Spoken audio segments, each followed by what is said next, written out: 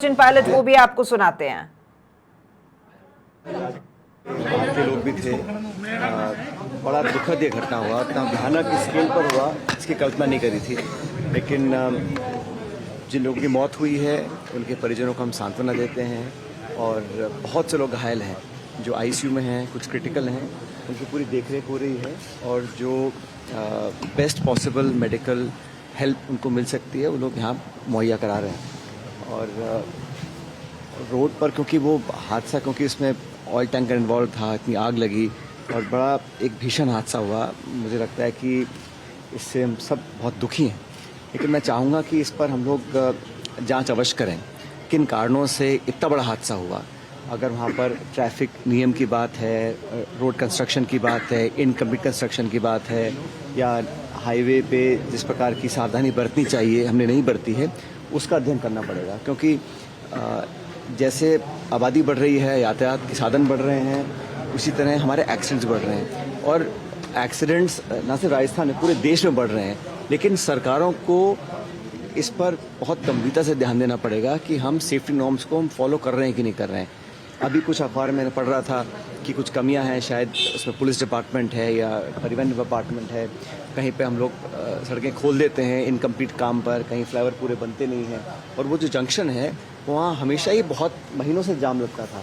कई बार मैं भी जाम में फंसा हूँ, लेकिन इस प्रकार का हादसा होगा कल्पना नहीं करी थी। इसलिए आने वाले समय में अगर हमें ऐसी घटनाओं से बचना है तो बहुत सावधानी बरतनी पड़ेगी, न सिर्फ सरकार को लेकिन जो लोग भी हैं, हम लोग भी जो सड़कों पर चलते हैं थोड़ी सावधानी से काम करें। क्योंकि जिस प्रकार आग लगी है, लोगों की मौत, मैं देखकर बड़ा मन खराब हुआ। क्योंकि 70% 80% बर्न्स लोगों को हैं जो अभी आईसीयू भर्ती हैं और बहुतों की मौत हुई है।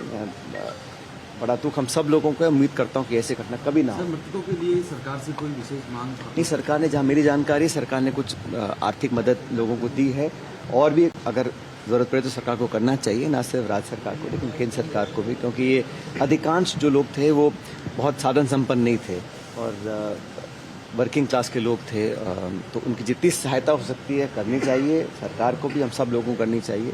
लेकिन ये 14 लोगों की अब तक मौत हो चुकी है और काफ़ी लोग अभी और क्रिटिकल हैं। कितने और बच पाएंगे ये डॉक्टर साहब नहीं बता पा रहे हैं। लेकिन किसको मानते हैं? देखो, इसमें जांच करनी चाहिए कि इसमें कौन जिम्मेदार है।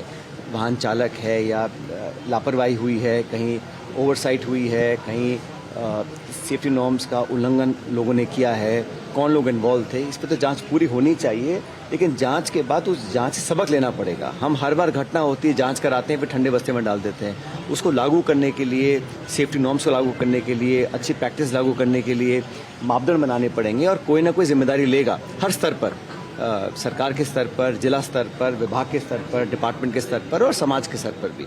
लेकिन इस प्रकार की घटना होने से पूरे देश में आज एक शोक का माहौल है और मैं दोबारा जो जिनकी मौतें हुई हैं उन सब के परिजनों को अपनी सांत्वना देना चाहता हूँ। उम्मीद करता हूँ कि जो लोग अभी हॉस्पिटल में हैं ये सब बहुत जल्दी स्वस्थ हो जाए। स्थानीय लोगों का मानना है कि वो जो कट है वो लंबे समय से इसी तरह की वहाँ पर बनी रहती है, दुर्घटना की संभावना। छोटी मोटी घटनाएं हुई हैं वहाँ पर छोटी मोटी घटनाएं ऐसे बहुत से चोक पॉइंट्स हैं और ब्लैक पॉइंट्स हैं जहाँ पर अक्सर एक्सीडेंट्स होते हैं और इसका मैंने देखा था कि भारत सरकार अध्ययन कर रही थी कि हम कैसे जो ब्लाइंड स्पॉट्स हैं, डार्क स्पॉट्स हैं, एक्सीडेंट प्रोन जोन्स हैं, उस पर हम कुछ एहतियात बरतें।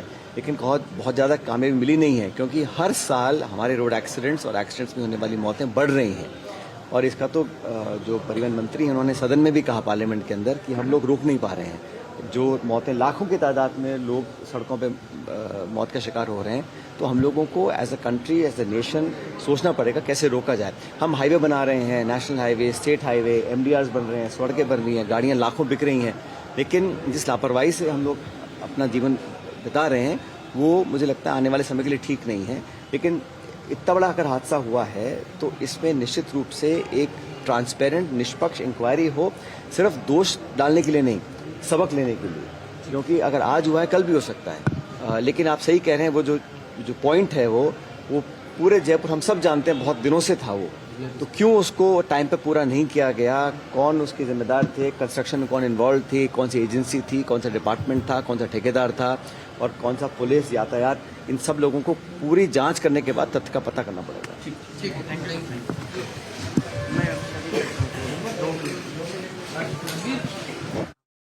जांच होनी चाहिए, क्योंकि कौन जिम्मेदार है ये भी पता चलना चाहिए। और ऐसा नहीं है कि जांच कमेटी का गठन कर दिया जाए और उसके बाद में ठंडे बस्ते में वो मामला चला जाए, और जांच के बाद में उसके ऊपर सुधारात्मक कार्य भी होने चाहिए।